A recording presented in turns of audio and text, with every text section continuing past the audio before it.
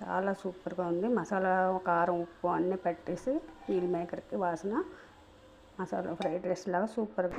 మురబ్బా చూసారా, మామిడికాయ ముక్కలు కట్ చేసి అందులో కొంచెం బెల్లం ఉప్పు కారం వేసి అలా ఉడికినట్టు చేస్తే అయిపోతుంది. సూపర్గా అయిపోద్దండి. 4 రోజులు ఏమి కాదు.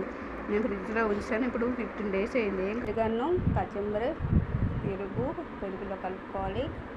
మురబ్బా సరే ఈజీగా ఉంది ఫ్రైడ్ రైస్. అన్నం తీసాక కొంచెం పెరుగన్నం కోసం సైడ్కి కుక్కర్లో ఆయిల్ వేసి ఉప్పు కారం మసాలా కూడా వేసి అన్నం అంతా కలిపేయడం.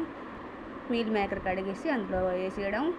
కొంచెం నీళ్ళు చల్లినట్టు చేసి కుక్కర్ మూత పెట్టి ఒక 10 నిమిషాల వరకు ఉంచుకుంటే మీల్ మేకర్ మెత్తగా అయిపోద్ది. మసాలా పొడి అంతా వేసాం కదా, అన్నంక పట్టేస్తే సూపర్గా తయారైంది మా ఫ్రైడ్ రైస్. నచ్చిందా? నచ్చితే లైక్ చేసి సబ్స్క్రైబ్ చేయండి. Thank you.